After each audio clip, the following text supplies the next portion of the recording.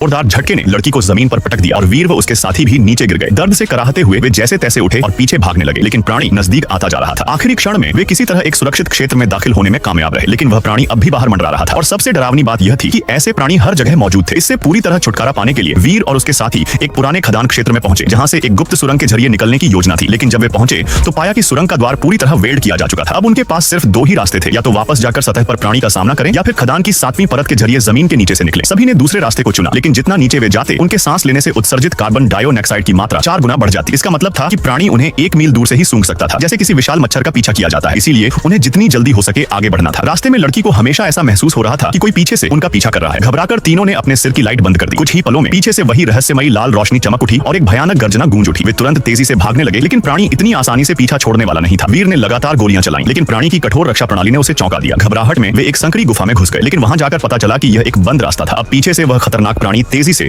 उनकी ओर बढ़ रहा था। वीर ने तुरंत गुफा के मुहाने पर फायरिंग की और फिर अपने साथियों के साथ किनारे छिप गया। उसने दोनों को संकेत दिया कि अपनी हेडलाइट्स बंद कर दें, लेकिन समस्या यह थी कि प्राणी उन्हें कार्बन डाइऑक्साइड से भी ट्रैक कर सकता था। अब उनके पास एक ही विकल्प था, सांस रोककर एकदम स्थिर रहना। जैसे ही उन्होंने अपनी सांसें थाम ली, अगले ही पल प्राणी का एक विशाल टेंटेकल जो लाल रोशनी से चमक रहा था गुफा के अंदर धीरे धीरे घुसने लगा। वह चारों ओर टटोल रहा था, उनकी मौजूदगी महसूस करने की कोशिश कर रहा था।